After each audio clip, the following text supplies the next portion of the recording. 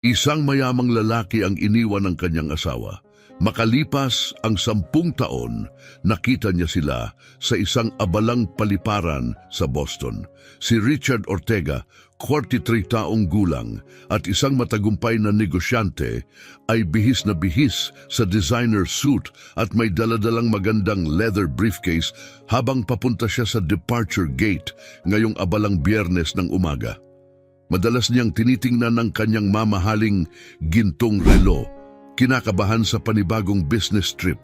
Sa kabila ng kanyang kayamanan, may malalim siyang pakiramdam ng kakulangan na hindi kayang punan ng yaman. Bigla siyang napukaw ng isang pamilyar na tanawin, isang babaeng brunette at isang batang lalaki, mga 10 taong gulang, ang tumawid sa kanyang landas. Natulala si Richard, nakanganga. Ang babae ay walang duda na si Mary, ang kanyang dating asawa. Ngunit ang batang lalaki ang tunay na nagulat sa kanya. Kamukhang kamukha niya noong bata pa siya. May parehong matalim na berdeng mata at gusot na blonde na buhok, kahit ang paraan ng paglakad ay salamin ng paglakad ni Richard noong bata pa. Bumalik ang mga alaala, ang tahimik niyang pag-alis sa kanilang apartment, 1 dekada ang nakalipas, isang maikling sulat ang iniwan sa mesa. Si Mary natutulog, walang kamalay-malay sa paparating na sakuna. Nanginig ang mga binti ni Richard sa bigat ng isang nakakagulat na realisasyon. Posible kayang buntis si Mary noong umalis siya. Labis na nagilty sa naisip na baka iniwan niya hindi lamang ang kanyang asawa, kundi pati na rin ang isang anak na hindi niya alam na mayroon siya. Naglakad si Richard patungo sa kanila. Mabilis ang tibok ng puso. Kailangan niyang makipag-usap sa kanila, humingi ng tawad, maunawaan ang buong sitwasyon, ngunit hinadlangan ng makapal na tao ang kanyang paglapit. Habang nagsisimula siyang magtulak sa karamihan, sumisigaw ng Mary. Nalunod ang kanyang boses sa ingay ng abalang terminal. Pagdating niya sa kinaroroonan nila, wala na sila. "Sir, okay lang ba kayo?" Tanong ng isang flight attendant na napansin ang kanyang pagkabalisa. Natigilan bahagya lang na narehistro ni Richard ang tanong habang tumunog ang kanyang telepono para sa tawag mula kay Irene, ang kanyang kasalukuyang asawa, na kanyang hindi pinansin habang sinisipat ang paligid para sa anumang senyales ni na Mary at ng bata. "Sir, malapit nang umalis ang iyong flight," iginiit ng flight attendant. Tumingin si Richard sa kanya pagkatapos ay sa boarding gate at bumalik sa pintuan ng paliparan. Sa sandaling iyon, nagdesisyon siya. Hindi ako sasakay." Pagpapahayag niya abala at determinado. Mabilis siyang lumabas ng paliparan. Paglabas, pumara si Richard ng taxi at inutusan ng driver na magtungo sa downtown. Habang umaalis sila, muling kinuha ni Richard ang kanyang telepono. Binabaliwala ang karagdagang mga tawag mula kay Irene.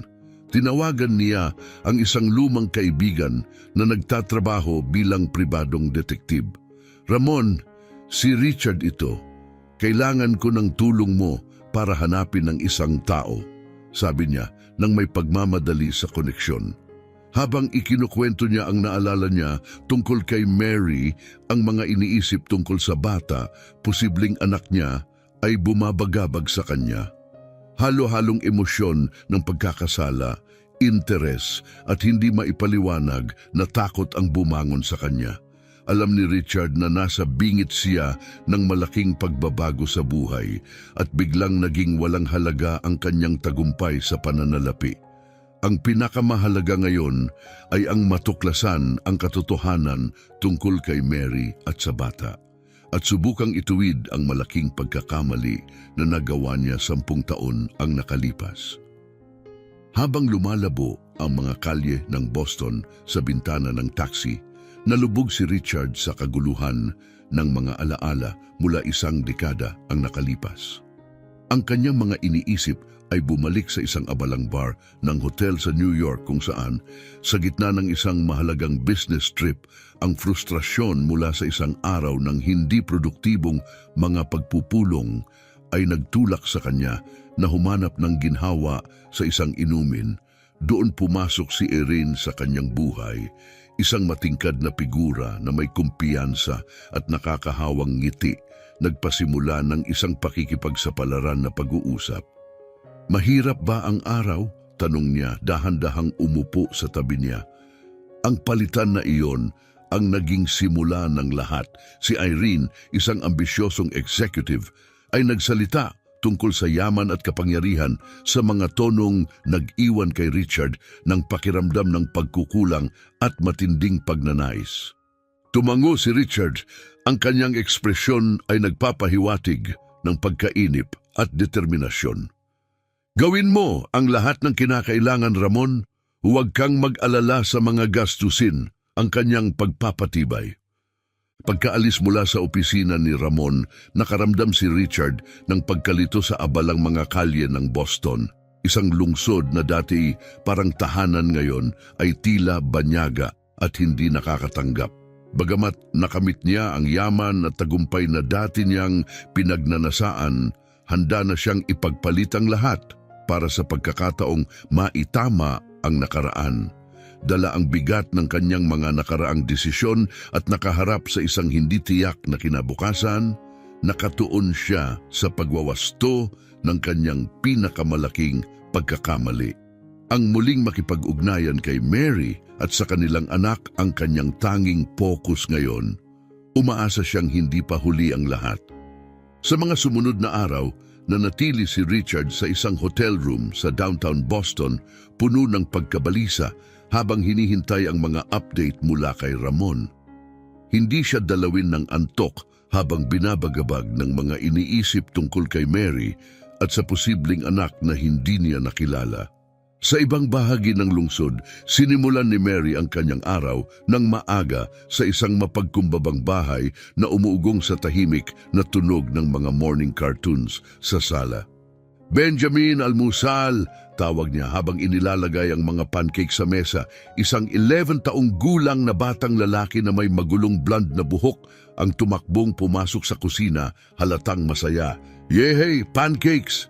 Ngumiti si Mary nang may pagmamahal kay Benjamin, hinahaplos ang kanyang buhok, bagamat saglit na nag-alinlangan ang kanyang ngiti nang mapansin kung gaano kahawig ni Benjamin si Richard.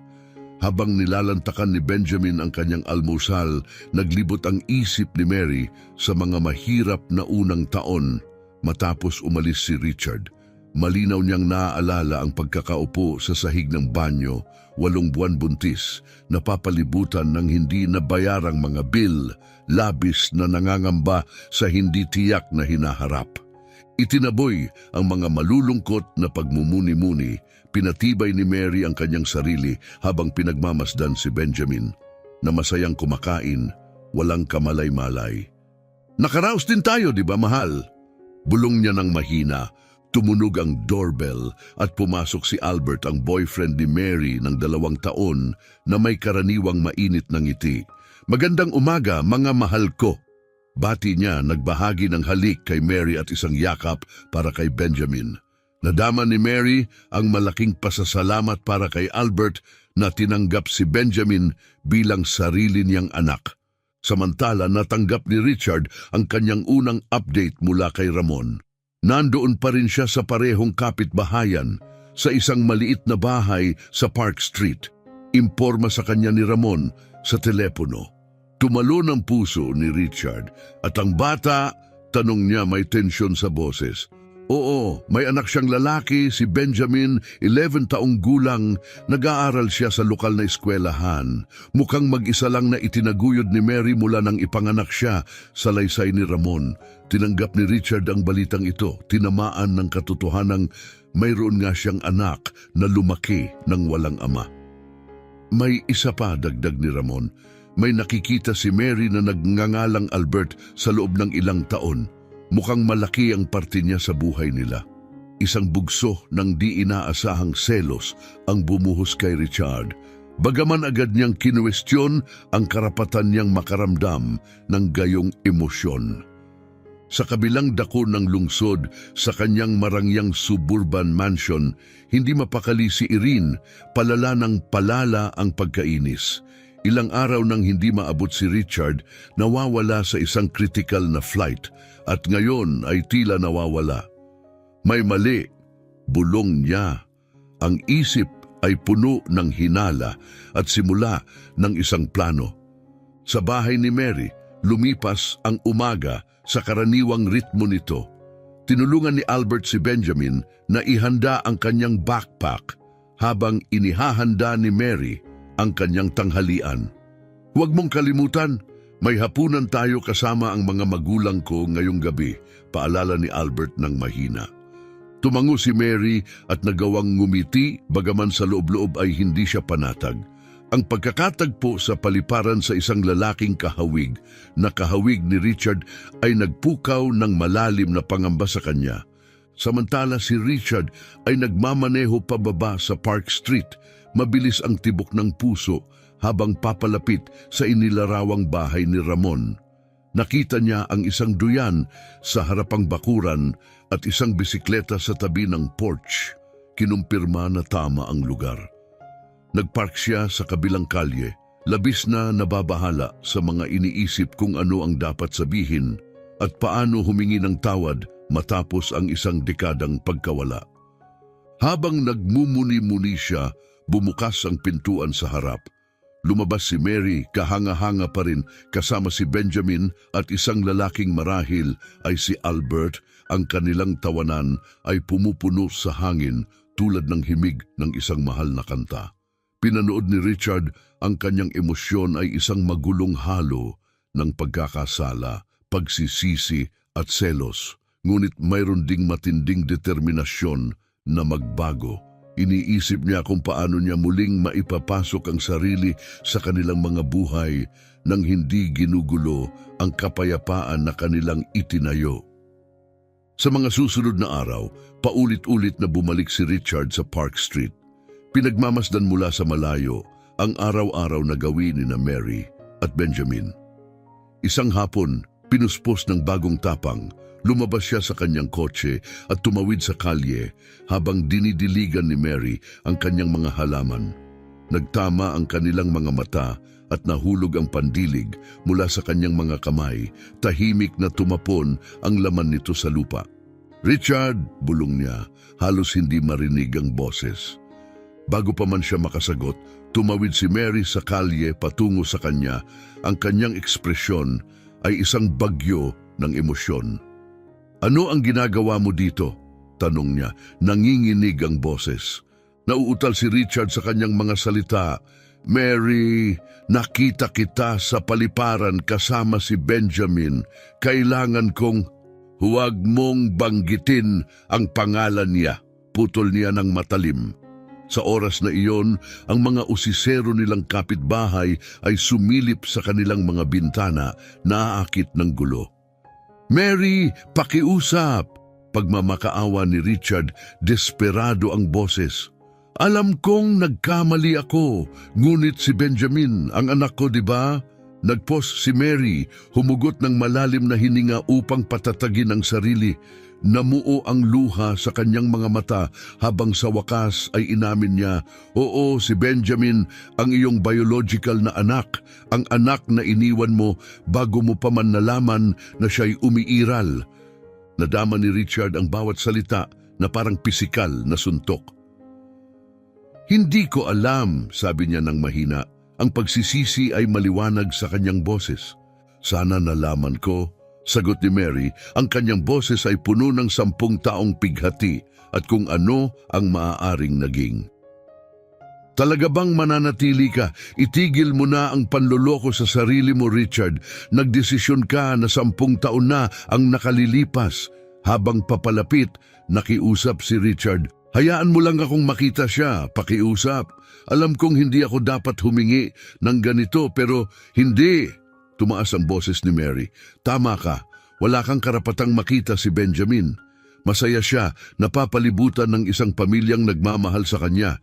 Hindi kita maaaring hayaang guluhin iyon." May dumating na kotse noon. Lumabas si Albert. Ang kanyang ekspresyon ay naguguluhan habang pinapanood ang tensyonadong pagpapalitan ni Mary at ng maayos na bihis na estranghero. "Ayos lang ba dito?" tanong niya. Inilagay ang kanyang braso sa palibot ni Mary ng protektibo. Nag-umapaw ang selos kay Richard, nakikita ang buhay na sanay kanya.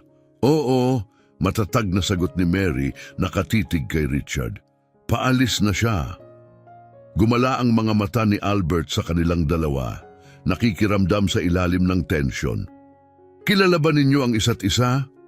Bago pa makasagot si Mary, huminto ang isang school bus sa malapit. Bumaba si Benjamin at naglakad papalapit. Nagliyab ang pagkataranta ni Mary. Richard, kailangan mo nang umalis ngayon. Instinktibo, nagtago si Richard sa likod ng isang puno. Mabilis ang tibok ng kanyang puso habang pinagmamasdan si Benjamin. Kamukhang kamukha niya ang bata sa kanyang edad. Ma'am, ayos lang ba lahat? Napansin ni Benjamin ang balisang anyo ng kanyang ina. Nakangiti, pinakalma ni Mary siya. Ayos lang ang lahat, mahal. Pumasok na tayo sa loob. Tutulungan ka ni Albert sa iyong takdang aralin. Habang pumapasok sina Benjamin at Albert sa bahay, nagtapon si Albert ng nagtatakang tingin sa pinagtataguan ni Richard. Nanatili muna si Mary sa labas. Umalis ka na, Richard, bulong niya, at huwag ka nang bumalik. Lumabas si Richard mula sa kanyang pinagtataguan, durog ang loob. Mary, ako, pinutol siya nito. Wala kang ideya sa mga pinagdaanan ko, ang mga pinagdaanan ni Benjamin. Hindi ko maaaring hayaan mong sirain mo ito ngayon. Pagkatapos ay bumalik si Mary sa loob ng bahay, isinara ang pinto ng may determinasyon. Naiwan mag-isa sa bangketa, nadama ni Richard ang matinding pangungulila. Napakalapit niya sa kanyang anak, ngunit nanatiling malayo rin. Sa loob, sandal ni Mary ang sarili sa pinto, nanginginig. Lumapit si Albert, ang mukha ay puno ng pag-aalala. Mary, sino ang lalaking iyon? Hinarap ni Mary si Albert, ang kanyang sandigan. Sa mga nagdaang magulong panahon, alam niyang may utang siyang katapatan. Si Richard iyon, ang ama ni Benjamin. Simula niya, nanginginig ang boses. Nawalan ng kulay ang mukha ni Albert. Ano? Paano nangyari iyon? Malalim na huminga si Mary. Mabigat ang boses. Isang komplikadong kwento, isang hindi ko ninais balikan. Samantala, bumalik si Richard sa kanyang kotse. Labis ang dalamhati, ngunit pinapalakas ng determinasyon. Kinilala niya ang malaking pagkakamali na nagawa niya 10 taon ang nakalipas. Ngayon, desperado siyang itama ang kanyang mga nakaraang pagkilos, anuman ang maging hamon. Gabi-gabing hindi mapakali si Richard sa isang silid ng hotel. Pinahihirapan ng malupit na mga realisasyon ng kanyang nakaraan. Sa unang pagkakataon, hinarap niya ang malupit na katotohanan ng kanyang mga aksyon. Muli niyang pinagdaanan ng mga eksena, 5 taon bago siya umalis, ipinakita si Mary na masigasig na pinag-uusapan ang pag-asenso sa trabaho sa kanyang eskwelahan. Napakaganda, mahal, anas ni Richard. Halos hindi tumitingin mula sa kanyang dyaryo. Pero huwag kang masyadong umasa. Elementarya lang naman yan. Sa totoo lang. Agad na nawala ang ngiti ni Mary. Sa isa pang masakit na alaala, iminungkahi ni Mary na mag-ipon ng pera para sa kanyang master's degree na hinamak ni Richard. Bakit pa? Hindi naman malaki ang idadagdag nito sa iyong kita sa pagtuturo sa mga bata. Ngayon, ramdam ni Richard ang malalim na pagsisisi. Nagtataka kung paano siya naging napakawalang malasakit at bulag. Sa kanilang tahanan sa Park Street, tahimik na nag-usap sina Mary at Albert sa kusina habang natutulog si Benjamin. Dapat ba nating sabihin sa kanya tungkol kay Richard? Mahinang tanong ni Albert. Pinahid ni Mary ang kanyang mukha ng pagod. Hindi ako sigurado, karapat-dapat siyang malaman, pero paano kung magdulot ito ng sakit sa kanya at paano kung mawala ulit si Richard? Yinakap ni Albert si Mary, nagbigay ng aliw ng walang salita. Kinabukasan ng umaga, nagtungo si Benjamin sa kusina at nakita si Albert na naghahanda ng agahan. Nasaan si Ma'am? Inunat niya. Maagang umalis ngayon, sagot ni Albert. Inihain ang mga pancake kay Benjamin. Naglaro si Benjamin sa kanyang tinidor, nag-iisip ang mukha. Albert, pwede ba akong magtanong? Siyempre, champ, ano ang nasa isip mo? Tungkol sa aking tunay na tatay. Napatigil si Albert. Ang tasa ng kape ay nakabitin sa hangin. Ano ang gusto mong malaman? Nasaktan ang puso ni Albert habang pinagmamasdan niya ang balisang mukha ni Benjamin. Makinig ka, hindi ganun ang sitwasyon. Komplikado ito pero pakiusap, maniwala ka, wala itong kinalaman sa hindi ka gusto, okay? Tumango si Benjamin, bagamat tila bahagya lang siyang napapanatag. Sa labas, pinagmasdan ni Richard ang malambing na sandali sa pagitan ni na Albert at Benjamin. Sa pamamagitan ng bintana, pakiramdam niya ay isang tagalabas sa sarili niyang kwento ng buhay. Matigas ang loob, hinintay niyang pumasok si Benjamin sa eskwela, saka siya lumapit sa ilalim ng pagkukunwaring kaswal. Hey, nawawala ba itong soccer ball mo? Tanong ni Richard, hawak ang bola. Mapanuri ang tingin ni Benjamin. Hindi sa akin yan. Akala ko baka galing sa bakuran nyo. Naglalaro ka ba ng soccer kasama si Albert minsan? Tanong ni Richard, sinusubukang makipag-ugnayan. Oo, naglalaro kami, sagot ni Benjamin. Medyo bumaba ang pagbabantay. Nadama ni Richard ang kirot ng inggit. Ayos, paborito ko rin ang soccer noong kasing edad mo ako. Nagpatuloy sila sa pag-uusap ng ilang minuto. Pinahahalagahan ni Richard ang bawat sandali. Sinasaulo ang mga tampok ni Benjamin. Kailangan ko nang pumasok sa eskwela, sabi ni Benjamin sa wakas. Siyempre, sagot ni Richard, ayaw tapusin ang usapan. Masarap ka usap ka, Benjamin. Kumaway si Benjamin at tumakbong palayo. Iniwan si Richard na may pakiramdam na mapait at matamis. Samantala, sa marangyang mansion ni Bourbon, sa wakas ay nakatanggap si Irene ng lead sa lokasyon ni Richard. Agad siyang kumuha ng pribadong detective na nagbunyag ng nakakagulat na revelasyon. Isang anak? Halos masuka si Irene. Ang kanyang tingin ay nag-aapoy sa galit. Itinago niya ang kanyang anak sa akin. Naglakad-lakad siya sa kanyang magarang kapaligiran. Pinagdudugtong ang mga kamakailang kakaibang asal ni Richard at ang kanyang misteryosong pagkawala. Ang kanyang mga labi ay yumuko sa mapanirang ng ngiti. Iniisip mo bang palitan ng iyong marangyang buhay para sa isang guro at isang bata, ha? Mabilis na kinuha ni Irene ang kanyang telepono at nag-dial agad. Hello, Mr. Rosales. Hukayin mo pa ng mas malalim tungkol sa batang ito, si Benjamin. Naiintindihan mo? Gusto ko ang bawat detalye. At ihanda mo ang mga papeles ng diborsyo. Sa tingin ko, kakailanganin ko na sila agad. Pagkatapos ibaba, sinimulan niyang magplano. Kung iniisip ni Richard na madali siyang makakaalis sa kanyang mayamang pamumuhay, nagkakamali siya.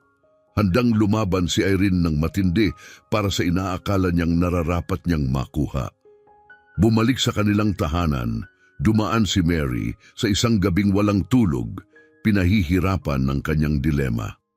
Sa pagsikat ng araw, may mga maitim na bilog na nakaukit sa ilalim ng kanyang mga mata, ngunit tumibay ang kanyang determinasyon. Oras na para malaman ni Benjamin ang katotohanan. Benjamin, anak, pwede ba tayong mag-usap? Tawag ni Mary pagkatapos ng almusal. Umupo siya sa sofa at malalim na huminga. Nagtanong ka kamakailan tungkol sa iyong ama? Tumango si Benjamin, namumukaw ang interes. May mahalaga akong kailangang sabihin. Simula niya, nanginginig ang boses. Ang iyong ama, nandito siya sa bayan. Gusto kanyang makita. Nanlaki ang mga mata ni Benjamin sa gulat. Ano? Buhay siya?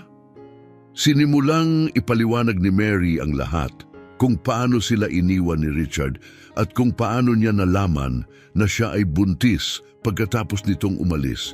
Habang nagsasalita siya, dramatikong nagbago ang ekspresyon ni Benjamin mula sa pagkagulat, pagkalito hanggang sa galit na galit. Iniwan niya tayo. Sigaw ni Benjamin tumalon sa kanyang mga paa. At ngayon gusto niya akong makita? Hindi! Ayaw ko! Benjamin, subukan mong unawain, sabi ni Mary. Sinusubukang pakalmahin siya. Unawain ang ano? Na ang aking biological na ama ay isang duwag? Nagmarcha si Benjamin patungo sa kanyang kwarto. Isinara ang pinto sa likod niya. Napasandal si Mary sa sofa, basa ang mukha ng luha. Alam niyang magiging mahirap ito, ngunit halos hindi niya matagalan ang makita ang sakit sa mga mata ni Benjamin. Sa parehong oras, dumating si Richard sa marangyang mansyon ni Irene, handang harapin siya. Anong ginagawa mo rito? Tanong ni Irene na may malamig na paghamak. Akala ko, abala ka sa paglalaro ng bahay-bahayan kasama ang iyong nakatagong pamilya. Nagulat si Richard. Hintay, paano mo? Anong nangyari? Tanong ni Albert, puno ng pag-aalala ang kanyang boses. Ikinwento ni Mary ang kanyang tensyonadong pag-uusap kay Benjamin. Mahigpit siyang niyakap ni Albert, ngunit naramdaman niya ang kaba sa katawan nito. Sa tingin mo ba tama ang ginawa ko? Nag-aatubiling tanong ni Mary, hindi tiyak ang boses. Sandaling nag-isip si Albert bago sumagot. Sa tingin ko tama ang ginawa mo, ngunit saan tayo pupunta mula rito? Talaga bang magiging bahagi na ng buhay natin si Richard ngayon? Napansin ni Mary ang takot at pag-aalinlangan sa tono ni Albert. Albert, si Richard ang biolohikal na ama ni Benjamin, ngunit ikaw ang narito para sa amin sa bawat hakbang ng daan. Tumango si Albert ngunit nanatili ang mabigat na katahimikan, puno ng mga hindi binibitawang pagdududa at katanungan tungkol sa hinaharap. Nang gabing iyon, gumala si Richard sa mga kalye. Magulo ang kanyang isipan. Ang mga banta ni Irene ay umalingaw-ngaw sa kanyang isipan, halo-halo sa masasakit na alaala ng kanyang mga nakaraang pagkakamali. Bumaha sa kanyang utak ang mga larawan, ang mga panahong binaliwala niya, ang mga hangarin ni Mary na mag-master's degree, ang kanyang patuloy na pagpapabaya sa kanyang emosyonal na pangangailangan, at ang kanyang obsesibong pagtuon sa yaman at katayuan. Malakas na tumama sa kanya ang bigat ng kanyang mga aksyon, ang kanyang kasakiman at lipas na mga pananaw ay sumira sa kanyang kasal at inagaw ang mahahalagang sandali kasama ang kanyang anak. Napadpad si Richard sa labas ng bahay ni Mary, nakatingala sa bintana ng kwarto ni Benjamin habang namatay ang ilaw. Napakalapit ng kanyang anak, ngunit kailanman ay hindi pa siya nakaramdam ng ganitong kalayo.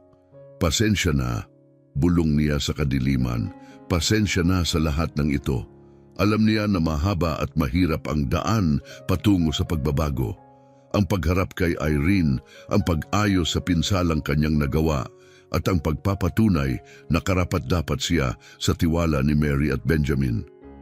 Ngunit sa unang pagkakataon, sa loob ng maraming taon, naramdaman ni Richard ang isang kislap ng determinasyon na itama ang lahat, anuman ang mangyari. Sa huling sulyap sa bahay, lumiko si Richard at nawala sa dilim, handang harapin ang mga kahihinatnan ng kanyang mga aksyon at lumaban para sa pagkakataong makipag-ugnayan muli sa kanyang anak. Habang naglalakad siya sa abalang mga kalye ng Boston, halo-halo ang pagkakasala at pangungulila sa isip ni Richard.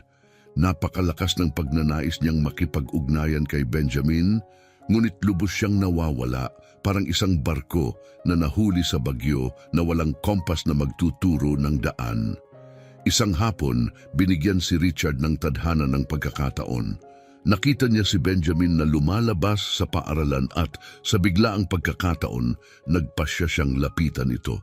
Uy, Benjamin, natatandaan mo ba ako? Yung lalaki na may soccer ball? Kabado si Richard, sinisikap na magpakita ng ngiti. Binigyan siya ni Benjamin ng nag-aalinlangang tingin. Oh, naaalala kita. Anong kailangan mo? Gusto ko lang malaman kung kamusta ka. Nauutal na sabi ni Richard. Nahuli na ang pagkakamalay, kung gaano siya nakakatawa. Ayos lang ako, matipid na sagot ni Benjamin, mabilis na lumakad palayo. Napako sa kinatatayuan si Richard, lubos na napahiya. Kinagabihan, mag-isa sa kanyang kwarto sa hotel, umiyak siya sa unang pagkakataon sa loob ng maraming taon. Ang masakit na katotohanan ng kanyang kabiguan bilang ama ay tumama sa kanya tulad ng isang malakas na alon. Mula sa malayo, pinagmamasdan ni Mary ang mga kahina-hinalang pagtatangka ni Richard na makipag-ugnayan kay Benjamin. May bahagi ng kanyang sarili na gustong sumigaw sa kanya upang lumayo, upang protektahan si Benjamin sa karagdagang sakit. Ngunit sa kaibuturan, may isa pang bahagi, ang isang mahina at hindi pamilyar na damdamin. Ang hindi maiwasang maawa kay Richard at sa gulo na kanyang kinahinatnan. "Siya ba yun? Hindi ba?" Sigaw ni Benjamin, tumatakbo patungo sa kanila. "Siya ang tatay ko!" Parehong natigilan sina Mary at Richard, halatang hindi inaasahan ang pagsabog niya ng damdamin. "Benjamin, hayaan mong ipaliwanag ko," sinubukan ni Mary, ngunit labis na ang pagkaabala ni Benjamin sa mga luha. "Bakit mo ako nilinlang? Bakit mo siya pinapalapit sa akin?" Umiiyak siya, ang boses ay puno ng galit at pagkalito. Humarap si Richard. "Benjamin, ako ang may sala, pinoprotektahan ka ng iyong ina." Tinitigan ni Benjamin si Richard, ang kanyang mga mata ay puno ng pagtataksil. "Iniwan mo kami, ano ang nagpasya sa iyong bumalik?"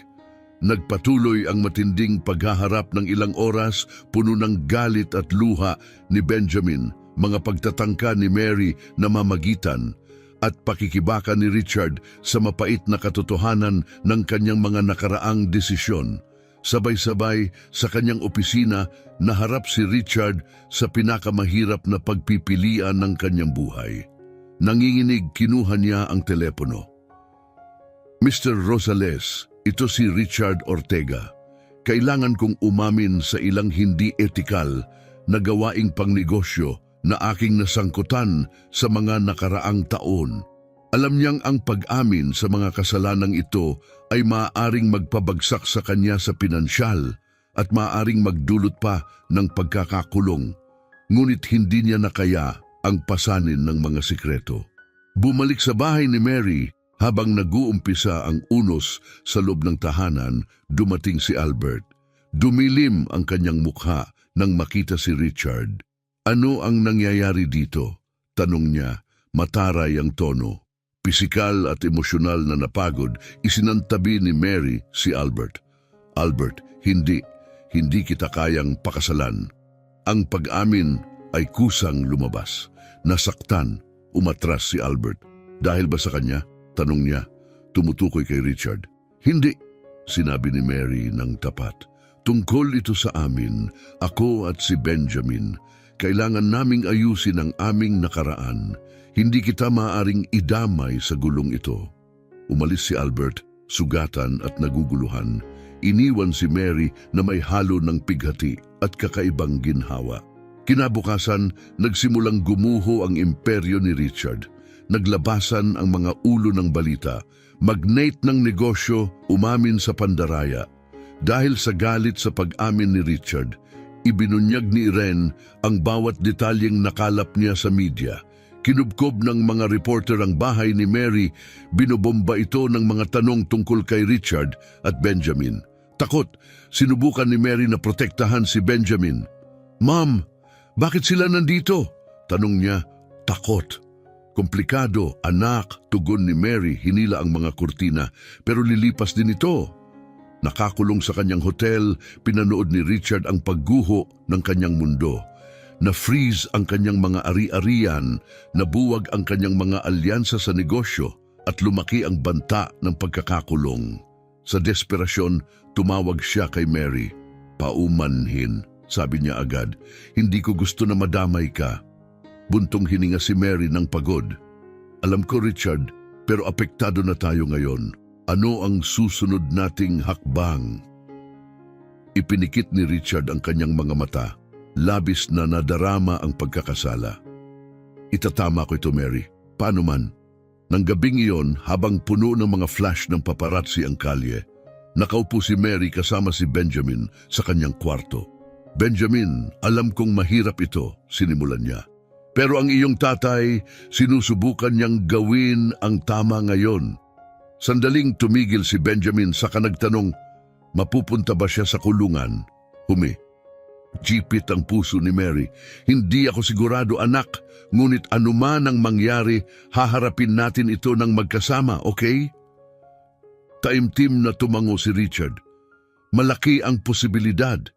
Nagkamali ako, Benjamin, at kailangan kong akuin ang mga iyon." Tumingin si Benjamin kay Mary at pagkatapos ay bumalik ang tingin kay Richard.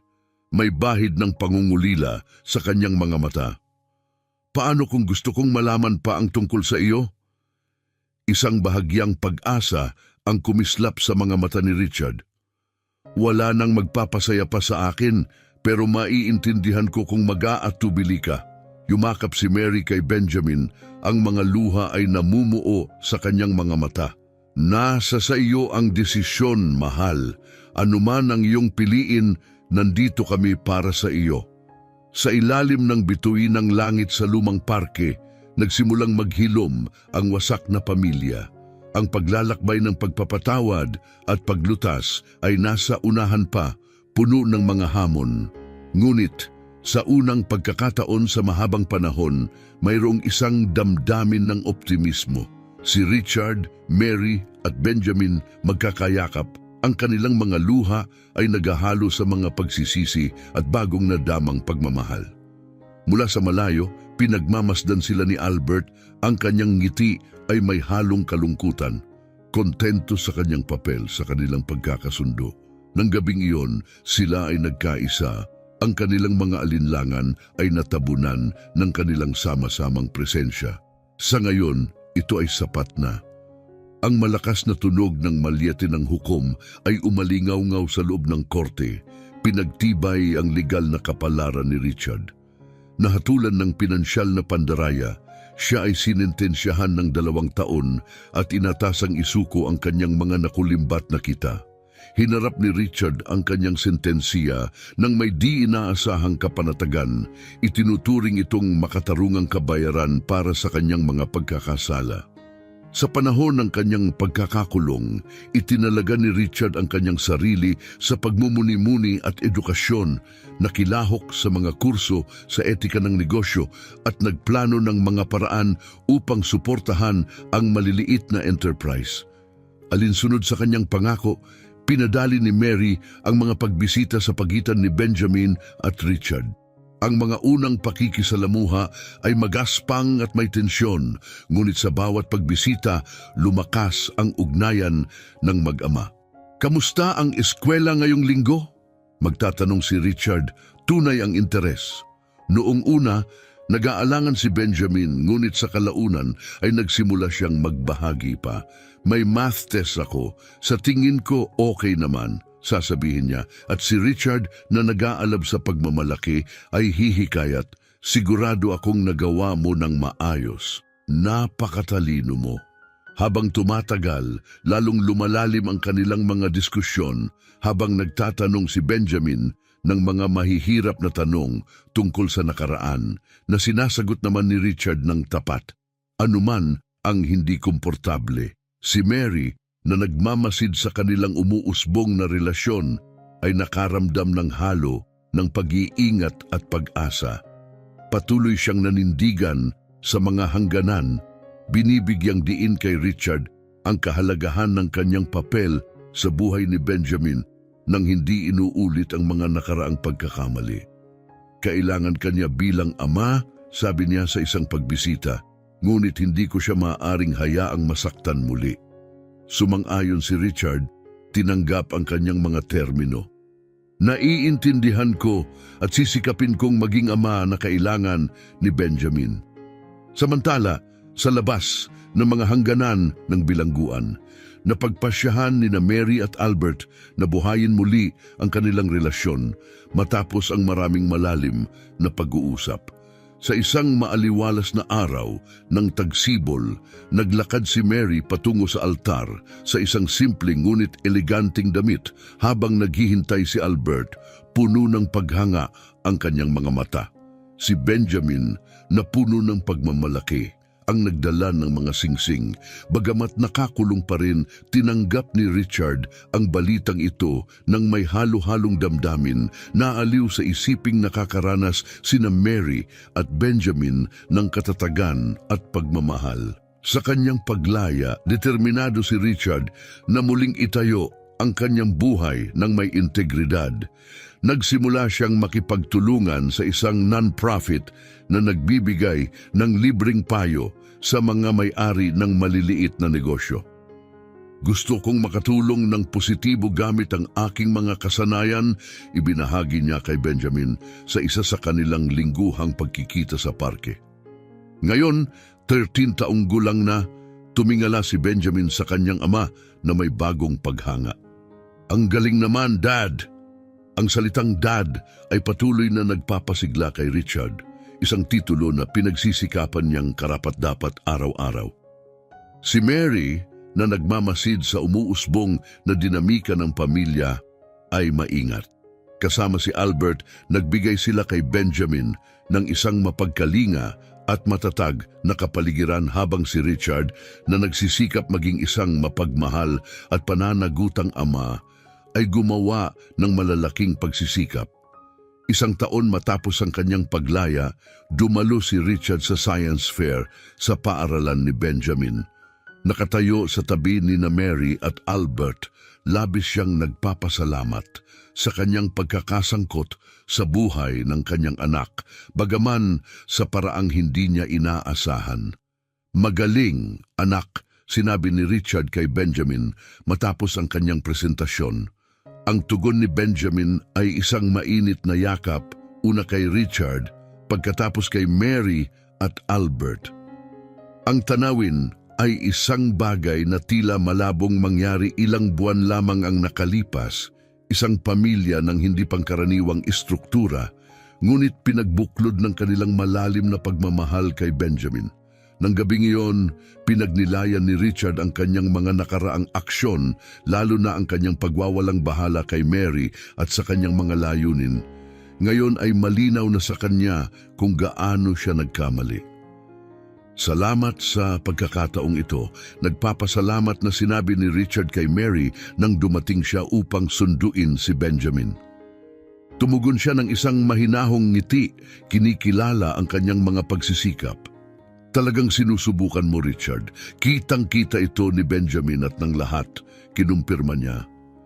Habang pinagmamasdan ni Richard sina Mary at Benjamin na umaalis, nakaranas siya ng isang di pangkaraniwang katahimikan na hindi niya naranasan noong mga araw ng kanyang kayamanan at impluensya. Bagamat nawalan siya ng isang kayamanan, nakamit niya ang isang bagay na mas mahalaga, ang pagkakataong maging isang kahangahangang ama at mas mabuting tao. Ang landas sa hinaharap ay nanatiling nakakatakot, puno ng mga aralin na matututunan at mga pagkakamali na itatama. Ngunit determinado si Richard na umusad araw-araw, patuloy na nagsusumikap na pagbutihin ang kanyang sarili. Nang gabing iyon, sa ilalim ng mga bituin ng Boston, nangako si Richard sa kanyang sarili kay Benjamin, kay Mary at sa mga taong kanyang nasaktan na mamuhay ng may integridad, empatiya at pagmamahal, isang angkop na parangal sa ikalawang pagkakataon na kanyang natanggap. Nag-uumapaw sa optimismo at determinasyon, naglakad si Richard patungo sa kanyang mapagpakumbabang tahanan, handa na harapin ang mga darating na hamon. Ang kanyang daan patungo sa pagtubos ay nagpapatuloy, ngunit sa unang pagkakataon sa maraming taon, nadama niyang tunay siyang nasa tamang landas. Sana'y nakita mong nakasisigla ang kwentong ibinahagi namin ngayon. Tandaan na pindutin ang like button at mag-subscribe sa aming channel para manatiling napapanahon sa aming mga makabagbag damdaming naratibo. I-share ito sa iyong mga kaibigan upang ikalat ang inspirasyon at huwag mag-atubiling mag-iwan ng iyong mga saloobin at suhestyon sa seksyon ng mga komento sa ibaba. Inaasahan naming maghatid pa ng mas maraming nilalaman na makakaugnay at magpapayaman sa iyo.